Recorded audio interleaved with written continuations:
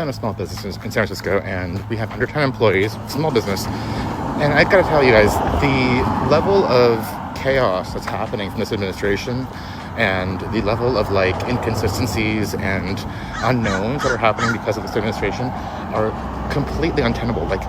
We can't organize our costs properly because we don't know what the import costs are going to be because they keep changing. We can't organize export properly because there are tariffs that are constantly changing. We don't know how much the receiving countries will be charged. We don't know how much our customers will be charged on the receiving end because of retaliatory tariffs. Our business is getting destroyed by this administration. Truly, it's being destroyed. And the administration is joking about it and laughing and extorting money, billions of dollars, from manipulating the market from a tweet. And small businesses all around the country are suffering from it. And no one seems to care. Sucks. This is Trump's point. Burn everything down that doesn't benefit him. Nobody seemed alarmed in 2016, and they aren't alarmed enough now. It's very sad to see this, especially since a majority of Americans get most of their products from China, and Trump is planning to put 157% tariff on them on the 1st of November, and we're coming close to that date. To be honest with you, it is a very hard time to be a business owner right now. We need to get back to trading with countries that exploit their labor force so we can get cheap stuff. People are still being exploited. Even then, products are still expensive. So it's not the exploitation of people that is causing this. It's the fact that companies are willing to charge you exorbitant prices for basic goods. I mean, you saw how much an iPhone 17 Pro is. It's literally the same price you'd pay for your rent. The job market is clearly getting rough, and that is unusual when you have an economy that's still expanding. But we have a number of things going on. We have tariffs going on. We have economic uncertainty going on. We have AI going on. And all those things together have led to a significant slowdown in the jobs market. We even had 1 month, this last month, where jobs may have declined. We don't have those official numbers yet because of the government shutdown, but ADP, the private forecaster, said we lost jobs last month. But let's look at two interesting things. So ADP, which is a big payroll processing company, as everybody I'm sure knows, for the last 4 months, virtually all the job creation has come from big companies, these red boxes here. The smaller companies, all the way down to the very smallest business, 1 to 19 employees, they've actually been losing jobs for 4 months. Some exceptions, obviously, but in total, losing jobs. So small business has really been hurting. The other thing that's interesting, and these are BLS numbers, Bureau of Labor Statistics numbers, is what kinds of jobs have we been creating? We've been creating jobs in leisure and hospitality, which means restaurants and hotels and things like that. We've been creating jobs in education and health. We obviously are a nation putting more and more into health. But everything else, we've basically been losing jobs. So whether it's finance or even information technology, notwithstanding AI, or the professions like law or business, we're losing jobs at the moment, and we're only creating jobs in these sectors. And so what does all that amount to? It amounts to the fact that more and more Americans are being unemployed for longer and longer. We define long-term unemployment as being unemployed for 27 weeks or more, and that percentage is now up to just over a quarter of all the unemployed are now considered long-term unemployed.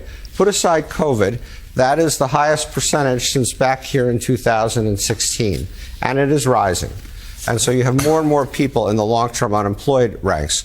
So it's not surprising when you look at these polls that you still find huge percentages of Americans who think the economy is getting worse, not better, who think that we're on the wrong track, not the right track. Because when you look at the average, ordinary, everyday Americans, they are simply not getting better off at the moment. It's funny because there's a huge push in investment for AI and tech sector workers, but then we're seeing less people are getting employed. And then on top of that, small businesses are not able to survive through this whole turmoil. Businesses are going to probably be facing a lot of bankruptcy coming soon. So I don't know how America is winning in this situation. All our measurements of a good economy only track what wealthy people and business owners make. Low unemployment doesn't matter if the job pays garbage and lays people off without warning. Rising stock prices make my 401k go up, but I can't touch that money for 25 years without paying a penalty. This pro-Trump business owner in Florida is finding out the hard way. John Wong runs a small grocery store in Florida. His family started it back in 1983 after immigrating from Hong Kong. And for decades it thrived, a local staple for Asian ingredients in Manatee County. Then, Trump got elected, and everything changed. But don't feel too bad. John supported Trump. He believed the promises. Lower grocery costs, better trade deals, help for small businesses. Instead, Trump's tariffs crushed his store. Most of John's inventory comes from China, the Philippines, and Vietnam, the exact countries hit with massive tariff hikes. He used to pay $2.75 for a box of Mabo tofu sauce. Now, that same box is $5. Every shipment that arrives, the prices go up. Again. He's tried to not raise prices on his customers, many of them elderly living on fixed incomes, with one of his customers now rationing a can of sardines just to get by. John's store has been around for 43 years. Now, it's barely hanging on. And the worst part for John? He voted for the guy who's directly responsible for driving it straight into the ground. John told reporters, "Is there any future? Is this the American dream? Hey John, this is the dream that you voted for. So have fun with it." Guys, serious question. Why does the president keep saying that Mexico, China, Canada, and all these countries are paying for the tariffs and they're making America and American people so rich? But I keep getting tariff bills every few weeks. So you can see this one here, $256. Like, is this an accident? Do they not know that I live in America? I'm an American citizen? Like, because I thought the foreign countries were supposed to pay for the tariffs. This president has me so sick. Every few weeks for my business, I keep getting tariff bills. And I knew from the beginning how tariffs worked. I knew he was lying. I knew he was saying all this bullshit. But there's truly people out there who believe that China, that Mexico, Canada is paying for the tariffs. Tariffs are your manufacturer, your supplier, shipping you over your stuff. And once it clears customs, the U.S. Customs then comes to you, the U.S. citizen, and says, "Give me more money. We're taking more of your money. Yeah, you pay income tax. Yeah, you pay sales tax already, but we're going to take more of your money completely unfairly and unwarranted." Now, what happens when we get tariff bills like this? Well, for some of us, we're going to completely shut down because the customers are not going to be willing to pay more. And for others, well, they're going to raise their prices and the American customers are going to pay more.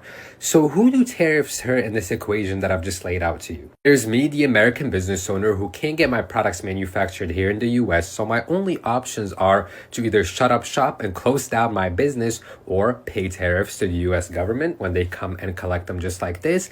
And then the second part of the equation is the American consumer who's getting hurt because now business owners have to raise prices in order to make back the tariff loss. That's how tariffs really work, guys. Trump is a liar. He's always been a liar. He's always been a horrible human being. Before people in my comments tell me, well, that's what you voted for. I did not vote for him. I've never voted for him. I've never liked him. But this is what he's doing. This is what his tariffs are doing. And he just continuously, what gets me mad is that he'll continuously get on TV. He'll lie. He'll say China's paying us so much money in tariffs. Then why am I paying the tariffs? I'm not Chinese. At the end of it all, we all knew that tariffs were going to affect American consumers. If you did Economics 101, this is something you probably learned. Because Trump played in your face, the tariff doesn't get paid until the good hits American soil, and then it's out of their hands of the country that exported it. It's the largest tax hike on American citizen in the history of the country. When I bought a dress for my mom, I had to pay a tariff surcharge, so maybe businesses are just capitalizing on the situation. If the product is made 100% in America, then they could be benefiting on this situation. But as we've seen, most of it is actually imported from outside, so it's a high chance that they might not. Let's look at a simple small business tariff and how it affects them. Let's say, just for even numbers, a small business buys a product for $100 and sells it for $150. They make a 50% profit margin. That's reasonable. Now they're getting a notice from China. It goes, your product is ready to ship. Now it's going to cost you $224 to buy that product, times thousands, okay? Because they didn't just order one, obviously. In order to maintain a 50% profit margin, they're going to have to sell that for around $350. How many people are going to buy that product that was once $150, $350? What are you going to tell that small business? America first? Buy it here? Who's going to make it for that price in America? When you're paying somebody $30 an hour, when you have to pay union dues, when you have to pay 8-10% taxes on your products, property taxes, when you have to pay employees health insurance at $2,500 a month. How are you going to do that? But let me know what your thoughts are. If Trump is going to make a deal with Xi before November 1st doesn't actually hurt all small businesses, or do you think the effects will go forward? Leave your comments down below. If it's your first time to the channel, make sure you like, comment, and subscribe. If you haven't, also check out this video. I'm sure you're definitely going to enjoy it. But nevertheless, I will see you guys when I see you.